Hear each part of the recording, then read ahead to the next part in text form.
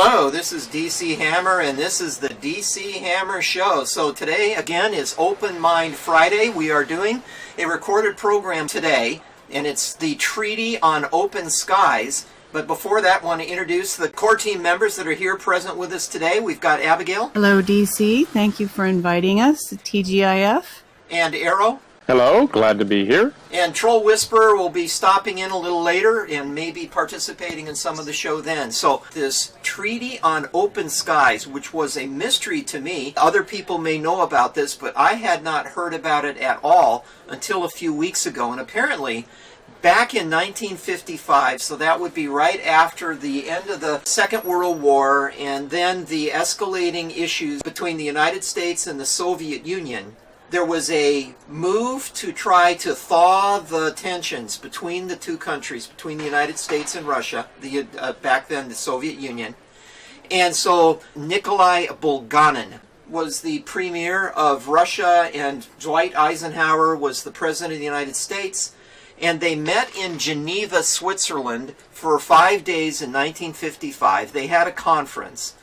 And they talked about a concept of enabling the opposite country to fly over their own airspace in order to ensure that there was nothing going on at that other country. So in other words, the Russians would be allowed to fly over the United States and territories and islands that were United States possessions. And the United States, likewise, would be allowed, under certain circumstances with some restrictions, to fly over Soviet territory. So that structure was put into place. They actually created an organization to monitor it. It was called the Open Skies Consultative Commission.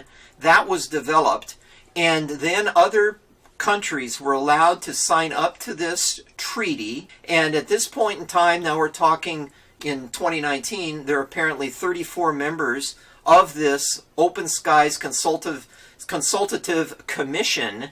But back then it was primarily the United States and the Soviet Union. So there have been several times when flyovers have taken place of American planes over the Soviet Union, now Russia, and vice versa. But under certain circumstances, the aircraft had to be inspected. They could only have certain kinds of unarmed equipment on board. They couldn't have munitions. It had to be a friendly reconnaissance flight kind of a format.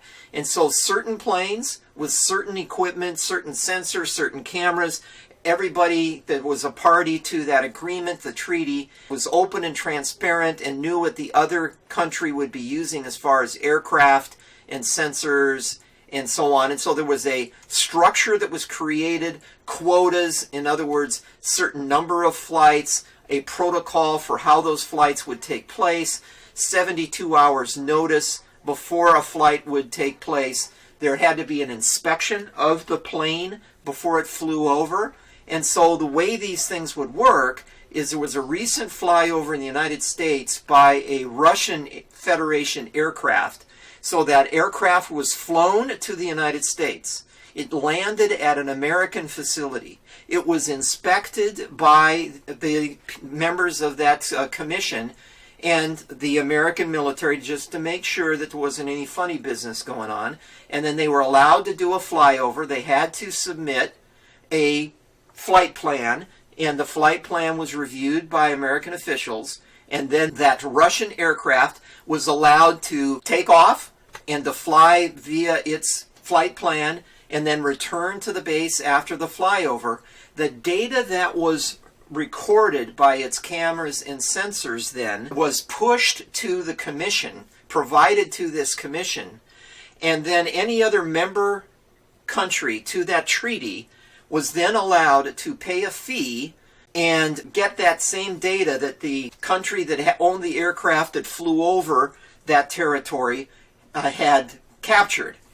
So this has been going on since 1955. It appears to have gone dark during the 60s, 70s. I didn't know anything about it. It appeared to resurface during the 80s and 90s as the escalation towards the wall coming down in Berlin and the Soviet Union dissolving the territories that previously made up the Soviet Union, then breaking apart and becoming independent nations, and the Soviet Union, the crux of it, the Russia piece of it, becoming the Russia Federation. And so again, it's kind of on the radar screen right now because there was a flyover over some sensitive areas in the United States, including Area 51 just recently.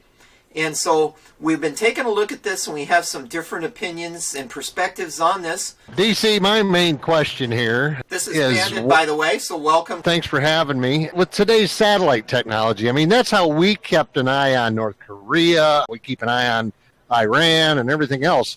Why would you even need these flyovers? I'm sure Russia's got satellites pointed down on us at all times. What's your thoughts on that? I was going to bring up the same point that Bandit just mentioned. What's really going on here? We seem to have leapfrogged above airplanes. The airspace obviously extends infinitely outwards from the planet, and we've got satellites that are covering this, and we've got high-definition satellites. I think most of us are aware of how much detail can be gotten from a satellite, so you can't really hide things. But maybe it's possible that you can get some resolution with an airplane and the best technology that you can't get with satellites. But I do remember just recently reading an overview of the current situation, and it actually says in the article that I read that you can't use ultra high resolution. Those aren't permitted in these reconnaissance planes, and that kind of equipment is not allowed. So it does seem to be a fuzzy area. The idea of building trust with other nations and the foundation of this treaty seems to be good, seems to be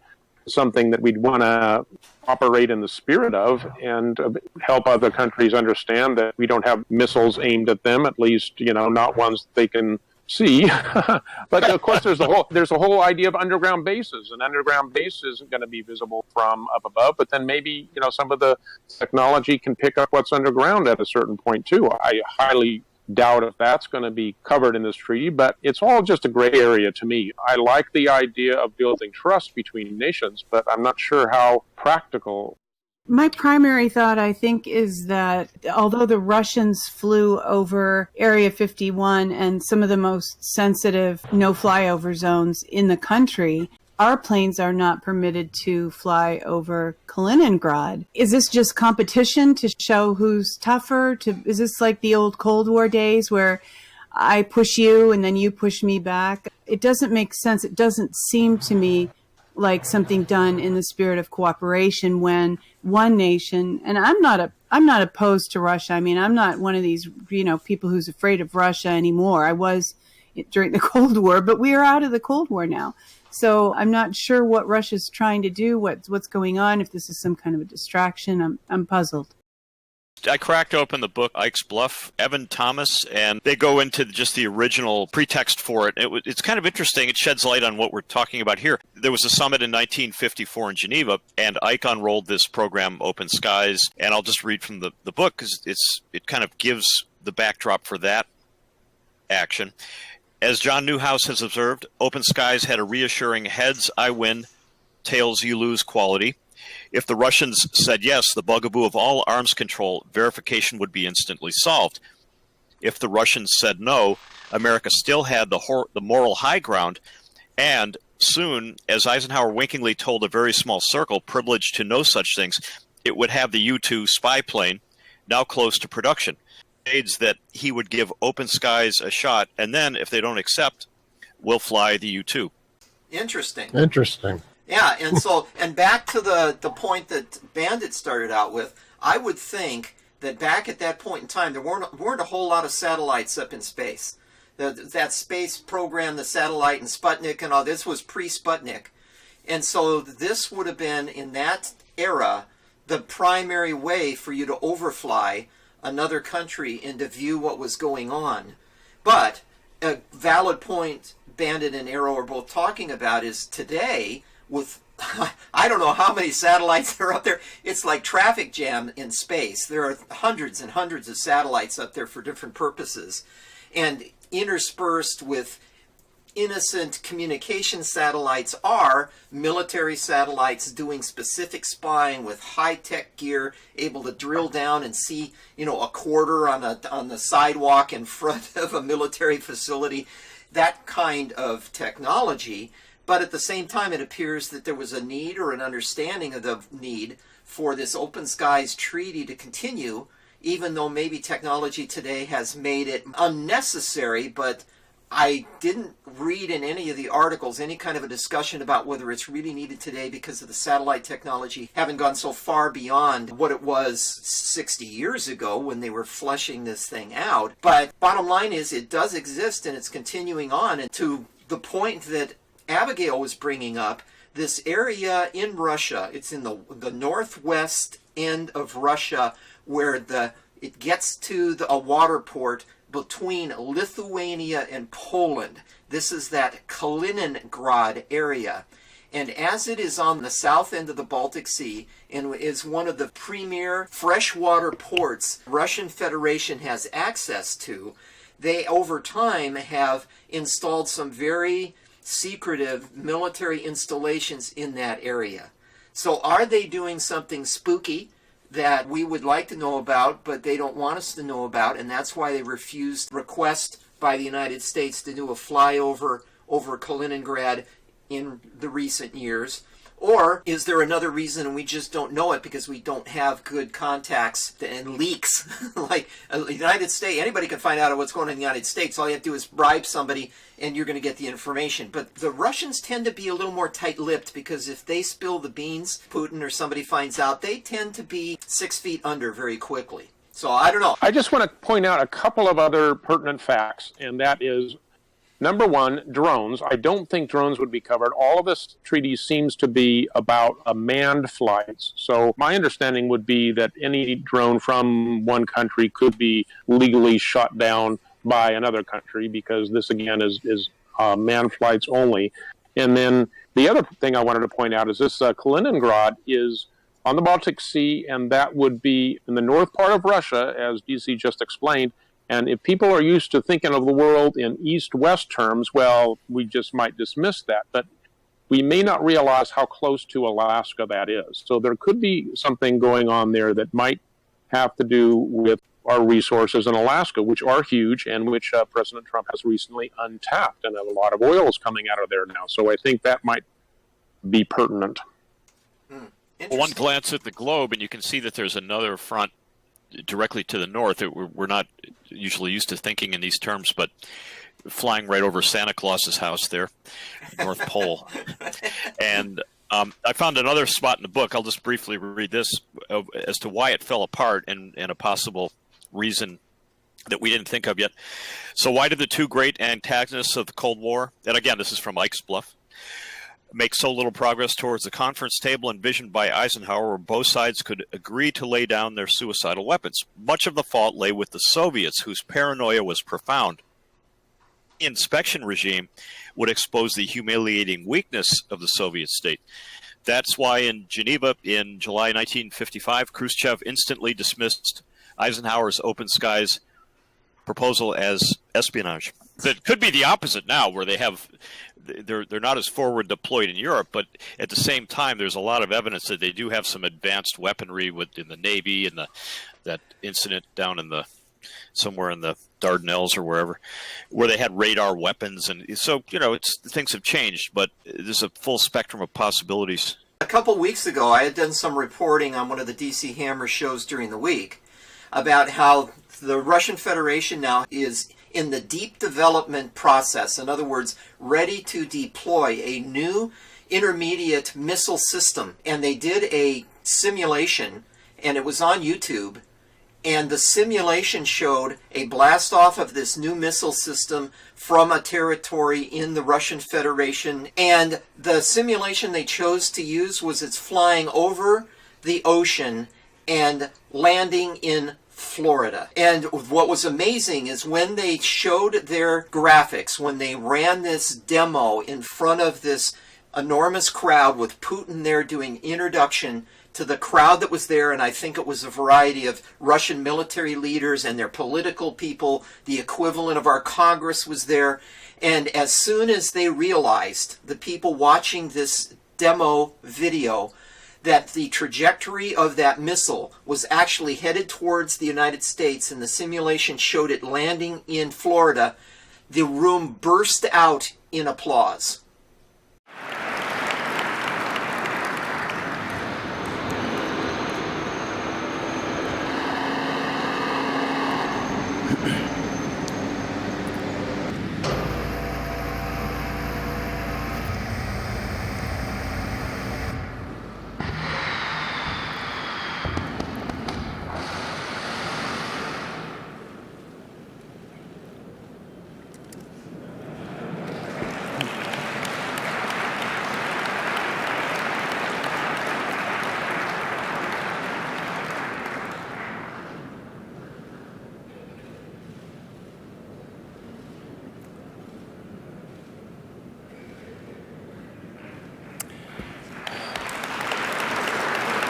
Сармат — это очень грозное оружие.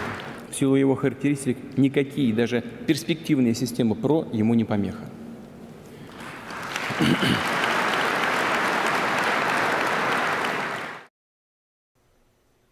Scary? Wow. Yikes. Well, scary and unusual. I would think in today's capitalistic Russia, they got McDonald's in Russia now. You would think that they would want more trade with America, with good feelings towards America and everything else. Unless, like the Chinese, they want to just take us over. But I have a hard time believing that. I think there are so many layers now, and maybe there always have been. There's a layer of what the public is allowed to see. There's a network of white hats made up of people in all countries, virtually all countries. And there's the deep state layer of evildoers who are also networked and spread out throughout, have probably infiltrated virtually every country intentionally in order to establish a control grid. It's very difficult, I think, for people who have the knowledge that we do, and although we can certainly continue to research, and I think that that's advisable, but it's very difficult for us to even know which level we're talking about when we talk about things like this treaty. Is this a white hat, well-intentioned treaty?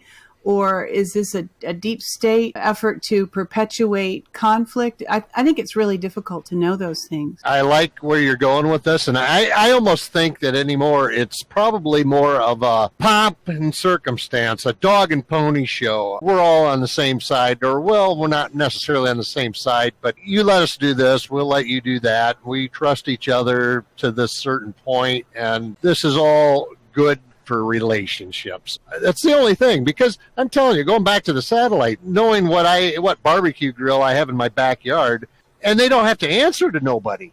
They can just look at that picture from the satellite. They don't have to tell the United States that they have that picture of my grill.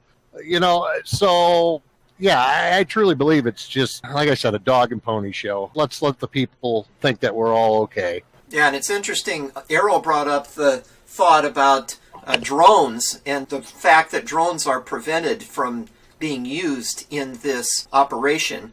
And what's interesting is that flyover by the Russian plane that took place recently, it took off and its first destination was Edwards Air Force Base. Then it went to Fort Irwin, which is an Army facility, the National Training Center out there. Then it flew over China Lake, which is the Naval Air Weapons Facility out in the desert. And then it flew over Creech. Creech is the heart of our unmanned, in other words, drone operations aircraft center. So they actually overflew with their aircraft. Our drones don't fly over Creech, but Creech is the place where all those operators sitting behind those screens watching the drones that are in the air over in Afghanistan, Creech is the place, where our facilities are located. Okay, so here's another theory. You just made me think of something. Maybe this is, hey, this is what we got. You can go ahead and look at it. This is what we got. This is where we're at. Not necessarily all the secret stuff or whatever, but yeah, we're doing pretty good with our drones. Just remember that. So maybe that's what this is about. I don't know. And back when that tension had arisen between the Russian Federation and the Ukraine, we, the United States, asked for permission to do some flyovers in that area, and we were allowed. And last year, we again asked for the permission to do flyovers as part of what we were doing as a part of this Treaty of the Open Skies, to fly once again over that exact same area that we had overflown before 3-4 years ago when all the fighting was going on between the Russian Federation and the Ukraine. And so I don't know if that meant that we were trying to compare notes between what we had seen in the overflight 3, 4, 5 years ago versus what it looks like now. But that was one of our most recent flyovers, was over the Ukraine. I want to highlight one aspect of this that I think may possibly be the reason we're seeing this in the news and the effect that it has on not only our population, but probably the populations of other countries that hear about this. Number one, what does it do? It highlights the fact that we have an old treaty that both major countries participating in that treaty are working to either uphold or circumvent. So number one is there's an important treaty. It governs the skies, open skies. We hadn't heard about it. Now we're hearing about it. What's the reason for that? What does that do? It highlights the fact that treaties and rule of law is important in arrangements between nations, and even older treaties are still working to fine-tune them, to make them appropriate to the present. We don't just throw them away. The whole tendency would be for people to throw it out the window and say, we don't need this anymore. But on the other hand, I think that the patriots worldwide want rule of law. Now, in one nation, rule of law is going to be different from another, and that's why we have treaties. So the very fact that we are honoring treaties that were made shortly after World War II really highlights the idea the world is a group of nation states that are sovereign, and we have treaties that govern the relationships between them. That undercuts globalism in a big way. That throws out the window the idea that the United Nations is going to figure this out. No, it's not. This is not the United Nations to solve. This is something that's between nation states. So I think that's an important thing we might overlook. It could be pushback against the anti-Russia anti-Trump standoff. So sending out a peace feeler in any form would sort of deflect or limit that sort of counterproductive sniping that we see about Trump's in league with Russia, which we generally regard as nonsense. I think most people are coming to that view. So it does have a short-term benefit to polarize Russia for the anti-Trump movement, which is still a big deal in what we call the swamp. The other thing is the longer-term military doctrine concerning Russia is kind of a dark motive, but we might as well look at it. Russia has the largest amount of surface area in the world by far, million square miles, yet it ranks somewhere around 10th in population. So motive to destabilize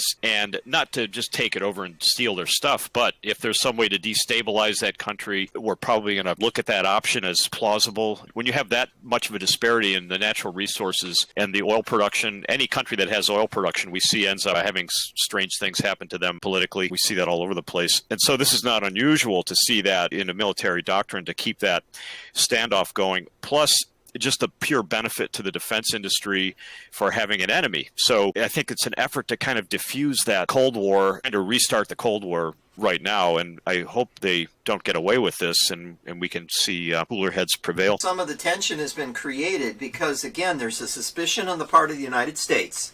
This is my speculation on what I've been reading about why the United States now is at times refusing to allow the Russian Federation to do some flyovers, is that there may be a suspicion that the Russians have actually embedded some special sensors and special cameras in places that can't be detected on the aircraft, so that, yeah, they'll fly over and they'll give the member states of this treaty, for a fee, copies of the data they've collected during a flyover, but they may have captured some additional data that they're not going to share because it's using some technology that drilled down and found out some things that they don't want us to know that they know. I agree with you on that point, but again, I go back to the satellites, and I think the satellites have way more opportunities to sneak in on us. But going back to what Arrow, and expanded on what Arrow is saying, and I agree on what both Arrow and Troll Whisperer said, but expanding on what Arrow said, maybe, just maybe, this has to do with Iran and even North Korea to a sense. Maybe, after what you said, I was thinking about it, maybe this is the reason they brought it out again and into the open. This is how big boys play in the sandbox. If you're going to be a big boy in the sandbox, guess what? We're going to have flyovers, and we're going to keep an eye on you. You guys can keep an eye on us, join the league, whatever, but we're all going to play fairly in the sandbox. It's a mentoring thing that Russia and the United States are doing to the world. They're wanting the world to become multipolar again and resist this United Nation bureaucrats playing referee. And this is how you play in a sandbox. Perfect. Well said. Yeah, and it could be, the more I look at some of the articles about what's been going on with the timing of certain surveillance runs, a lot of them taking place after incidents have occurred. For example, I had forgotten that there was that tension in the waterway that both the Ukraine and the Russian Federation use, and there was a collision between a Russian ship and a Ukrainian ship, and the Russians actually grabbed 3 of the Ukrainian sailors and held them captive for a while. And then soon after that, we requested to do a flyover over Ukraine. Is it possible that this is our way of saying some of what Bandit is saying? We're watching you. Now, maybe it's not going to gather any intel through the flyover, but it's just a public relations. It's we're watching you. We know that you rammed that ship, so we got our eyes on you. Maybe it's being used for that kind of a purpose, just to tell the other party that if you've been aggressive or you've done this, our flyover is meant to just say, we got our eye on what you're doing. Exactly. And think about the alternative to that. If that wasn't filling up a certain portion of the news cycle, there is always the possibility for the fake news to try to start a war by putting in some fake news about this imminent war that's going to happen between these major two superpowers. And we know that the deep state wants war. They've been deprived of having their war, and they would no doubt come up with some fake news. But if you have something operating on another front at a lower level like this, people would think, if they tried that, people would think, wait a minute, we're having these open skies, and these guys don't act like they're about to go to war with one another. What's really going on? It's another maneuver of Trump and the White Hats to be able to cut off at the pass an attempt of the deep state cabal to engineer another global war. And here's another interesting event. Think back a couple years ago when Turkey was inserting itself into Syria. There was all of this confusion about who was really doing what in Syria, and the Russians were there and we were there. There was a confederation of our allies that were in that area. Russia and Turkey were dealing with each other and kind of struggling back and forth about who they wanted to be involved and where forces of the different countries would be allowed to traverse in order to fight ISIS and all of that. And at one point, in January, February of 2016, Turkey, which is one of the members of this Open Skies Treaty, refused to allow a Russian overfly. It was supposed to be a routine observation flight over this area near Syria. I do feel the tide turning, so the subtext for this is to start putting the Russian relationship back into the realm of sanity, as a country is a very dangerous adversary who was really goaded into that relationship with the U.S. diplomatically over Trump. And there's no excuse for that, to endanger the American public to that extent for a political grudge, for an election that was completely legal. They don't care about us. You know that. They do not care about us. They being deep state, left, Democrats, whatever. They don't care about us. And to put us at harm's way, they were going to be safe inside their bunkers. I agree that they were trying to start a war. It was supposed to be North Korea. Russia was a backup. And I don't know for sure, but I think Putin is smarter than that. And the other thing is, whether Putin's a good leader or not, he's a capitalist. I think he likes where we're at. I don't think he wants a war. I don't think he wants, to make enemies of us right now. That's my opinion and my feeling. And when you think about that, and the tension that's created by the fact that the Russian Federation has a military organization that it's a member of called the Warsaw Pact. On the other side from that, on the western side, we have NATO. So let me go back to what I was talking about with what was going on in Syria, northern Syria area, with Turkey and Russia going at loggerheads about this. And that was due to the fact that the Russians wanted to dominate the space, and the Turks wanted to be involved with it as well. And so when you have Syria in a period of civil war with all kinds of nefarious black hat stuff going on, who knows who was a good guy, who was a bad guy, you got ISIS, you got all this chaos. And so the tension that was being created was because Turkey did not want the Russians to overfly an area where it's believed that the Turks had established a military base that they weren't telling anybody about. And so these are the kind of things that can happen with this open skies. Maybe by just requesting an overflight and having it be rejected by another country would give the military of that country that wants to do the overfly some intel. Maybe Turkey is building that base out there because they're refusing to allow the Russians to fly over that area. What's so important about Syria? Just the area that it's in? It's the pipeline. Yep. Gas pipeline. Oil. Okay, all right. That's kind of what I thought, but I wasn't sure. So, it's an interesting. Ultimately, it's that whether Russia can sell their oil to Europe through that channel, or whether the Saudis and the Middle East controls the oil pipeline, and it all goes through Syria. Yep. And also Iran is involved in it. Yep, absolutely. And Barack Hussein Obama and Hillary Clinton, after they took down Libya, inserted Morsi, the Muslim Brotherhood, and then moved on to try to destroy Syria by moving arms from Libya to Turkey to Syria to ISIS, that I believe was a creation of Obama and Clinton to do that exact thing. For the Americans to be dominant in that area through what they were doing with that incursion and the creation of ISIS and all of that, and to keep the Russians and the Turks and everybody else out, and for the cabal being headed back then by Obama and Clinton to take over the pipelines and to take over the oil supply, and include that in all of that natural resource wealth that they had gained by what they did to destroy Libya. And that goes back to Benghazi, correct? Correct. Exactly. I think it's a little difficult to discuss anything pertaining to Russia without just kind of touching on the subject of the evident desire of the deep state to generate hysterical fear toward Russia and regarding Russia. Of course, there are many reasons for this. They've manipulated the American people by fear to a large extent to try to cast aspersions on the president. But even beyond that, I'm thinking, the people who are really promoting communism would not want Americans generally to hear the stories of Russians who remember what it was like living in the USSR. And, there were 10 million people that were killed in the course of that communist revolution in Russia.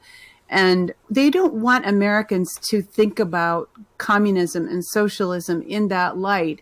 And I think that a closer relationship with Russia would tend to keep that more in the minds of people that, no, wait, what happened to your country when you had the communist revolution? Can you tell me that again?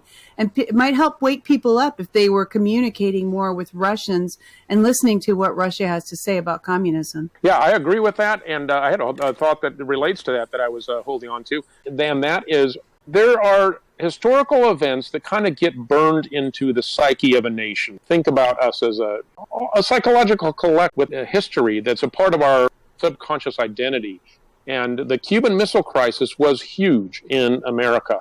Think about the things that we don't process. We know as in individual psychology, we know that we revisit them until we either deal with them or we bury them and they erupt in bad ways. So what if this current thing with open skies and the current refocusing of international attention back to the airspace over countries, it has echoes, I believe, of the Cuban Missile Crisis. What if this is an attempt by the good guys who are actually very psychologically aware and they know these psychological dynamics of nations?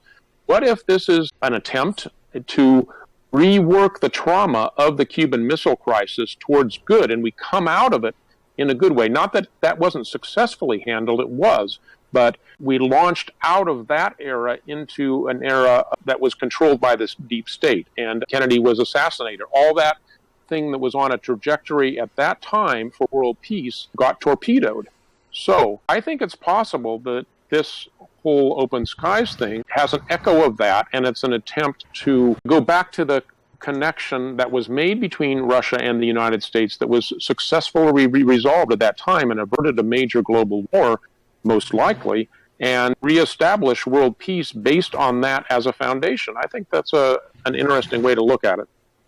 once referred to Russia as one of those Russian dolls with the big doll on the outside, and then as you move through it, you get a smaller and smaller doll, and it keeps expanding and contracting and also changing form. So we see that Russia was, during the Cold War, was a communist country, pretty hardline communist country, but now, more than China, it's adopted a mercantile economy, and it actually interacts on the entrepreneurial level with people in the U.S. regularly and completely legally, including the Trump family. And it's just ironic how loved Russia when they were communists, but now that they've moved in the direction of a capitalist country and have again transformed themselves, that now they're the enemy. But the point is this, is that Russia is not a fixed entity. They seem to be able to morph into whatever they need to do to move along, maybe without intelligent design. It's just the way things end up working out for them. Something I had never thought about before, but along those same lines about the Cuban Missile Crisis, wasn't North Korea a second Cuban Missile Crisis? I mean, we were potentially, yeah, poised on World War, nuclear missiles striking America, and Trump, played hard nose and won. I mean, it really echoes to me. Yeah, I think that's a good parallel. I think the interesting thing is that we think about this in terms of the deep state. At the time, what both Kennedy and Khrushchev realized is that their military was in both of the countries were controlled by people on both sides who wanted war. And what I think Kennedy realized, and you can see this in his Open Society speech, is that this was a monolithic global conspiracy. Monolithic meaning there's not two sides to it. This is one side that fights with itself. And they both saw it, Kennedy and Khrushchev, I believe, and they found a way out of it. So that is actually in the process of happening with Korea, because it's not fully resolved yet, but that was their trigger point, that the deep state wanted to use Korea for an international trigger point, but that's being disabled, and so what are they trying next? Well, who knows? Or with Russia in a more overt way. We don't know. And so I want to thank Abigail, Arrow, Bandit, and Troll Whisperer for participation in the recording today. We'll continue to do some research into the Treaty of the Open Skies, and I want to thank everybody for watching and listening today, and God bless. And now the DC Hammer Show is available as an audio podcast. Just go to Podcast Garden or iTunes and search for DC Hammer or News Narrative Analysis Associates, NNAA.